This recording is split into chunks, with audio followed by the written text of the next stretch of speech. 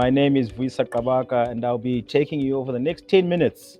The organizers have given me just 10 minutes to put across a message of what got us here and what won't get us there, and how African governments can advance the tech ecosystem across the continent.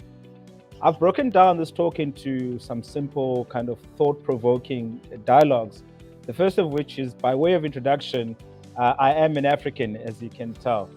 I also want to kind of spend some time talking to you about what got us here and some of the exciting things that are currently happening in the continent, and why I believe the organizers of the Tropics Business Summit have chosen this particular topic for this year's theme. And lastly, I want to touch on a few things that, again, I believe will improve the process and the environment for us in terms of where we need to get to as a continent. So by way of an introduction, my name is Vuyisa Qabaka. A lot of people call me Vu. I'm also known as Chief, or the African Rainmaker, and I'm a partner at a Pan-African innovation advisory firm called HYBR Group.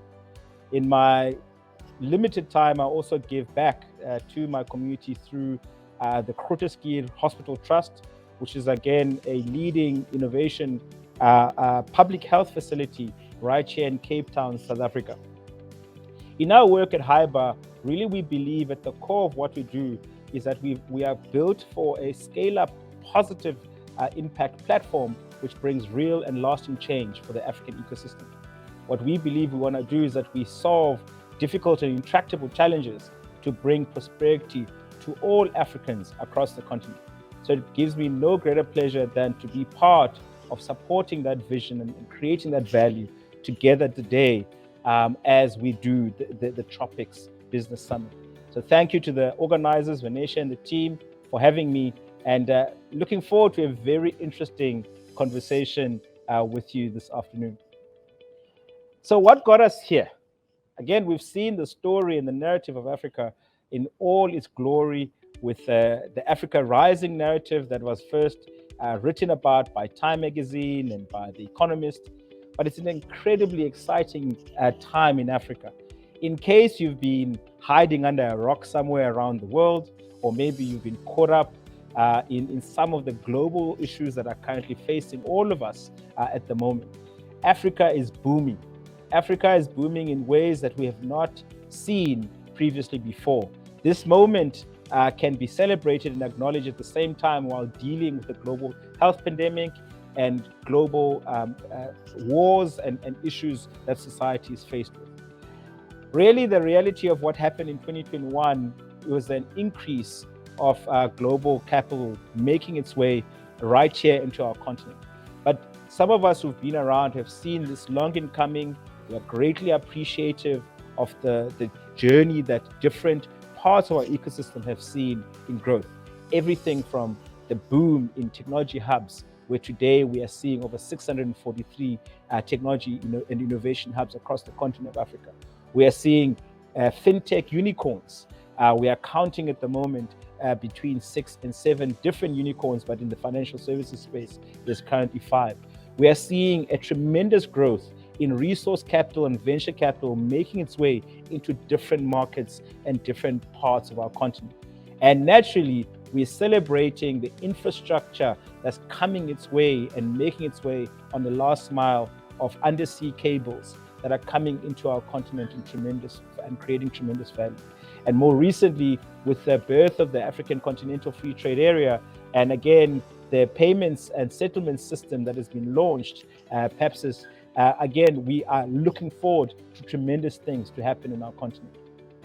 What we also still see happening is that a lot of our governments are already actively involved in reshaping and rethinking how it is that they can be catalyst for the growth.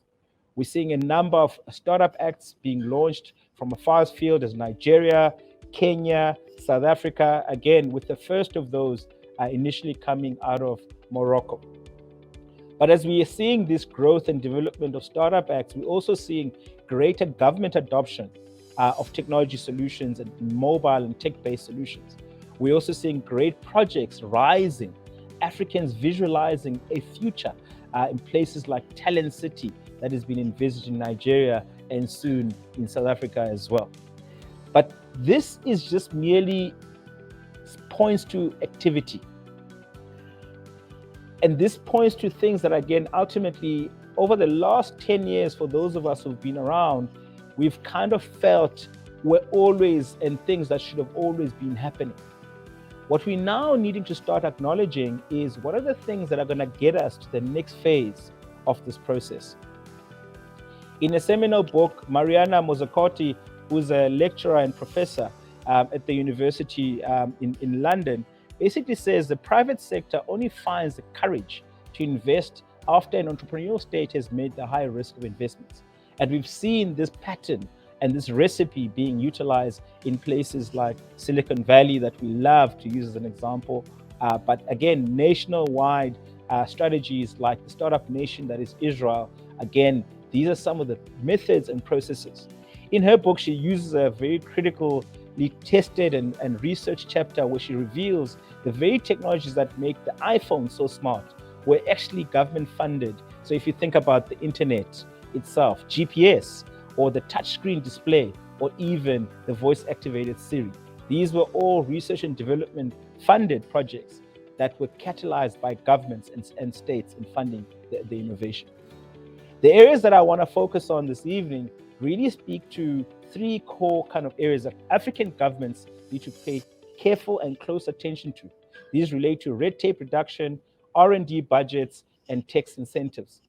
In our work at HYBR, we've kind of gone deep in a better understanding how this government impact can really shift and truly accelerate the growth of our continent. When we speak about red tape reduction, here we talk about creating an enabling environment, and we hope that every government can really focus its energies on really understanding the benefit and value of private sector, creating enabling platforms for innovation, as well as creating a can-do approach to its citizenry. Again, a lot of our governments, again, have not truly appreciate the cost of doing business across the continent. And we feel that part of this process has to be a core consideration in how we can leverage technology. One of the areas that I know that a lot of you would agree with me on is we don't have enough intellectual property protection on our continent. And I really love the stories that have already been shared on this platform with the founders who have seen the challenge with this. One of the key areas that again can improve the approach that governments can take is how we open up our economies by allowing better access to exchange controls and the free flow of capital in and out of our continent.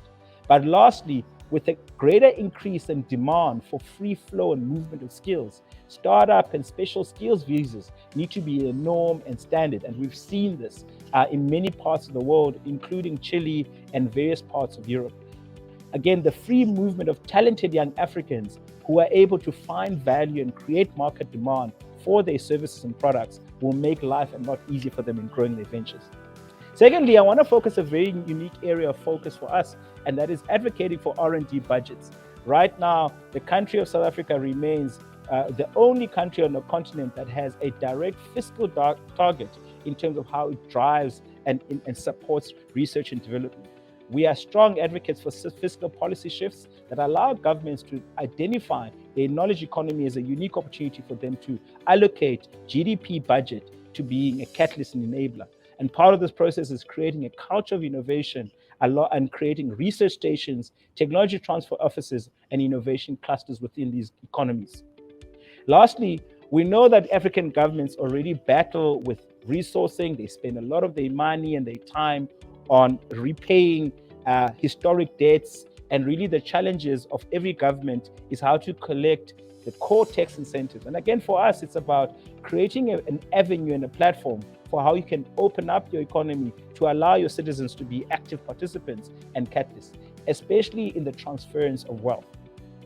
In working together with the states, we hope that tax incentives can be part of the thinking around early stage venture capital, creating incentive programs for skills uplift for young people, and youth employment incentive programs for the employment and adoption and uptake of unique youth skills.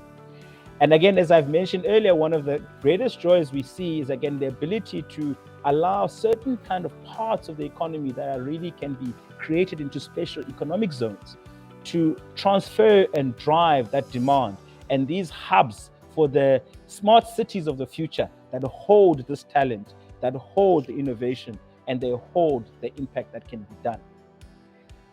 So all what we're really proposing is that the time has come. We are in an exciting time with the AFCTA, with great funds being raised. In fact, this year alone, our ecosystem is forecasting that it's through its venture capital initiatives in excess of $10 billion of venture capital fund from foreign investors will make its way into the continent. And again, ever increasingly finding its way into different ecosystems. The reality of this is that in order for these ventures and these founders, not only to create, you need an enabling in government, you need red tape reduction, you need support funds for research and development, you need tax incentives for early stage venture capital for local participants and local investors to participate equally with their foreign counterparts. We've obviously created a 10-point plan that, again, we are happy to discuss with anyone who's participating in the Tropics Business Summit. And again, we've also shared a link to a study that we did. We forecasted this as far back as 2018. So please feel free to go and download that and read that at your own leisure. Thank you so much to the team at the Tropics Business Summit for having us this afternoon. Thank you to my team for preparing this particular presentation. Please find us on our email at service@HYBR Group, as well as on our website. Thank you for the opportunity, and I trust you enjoy the remainder of the conference.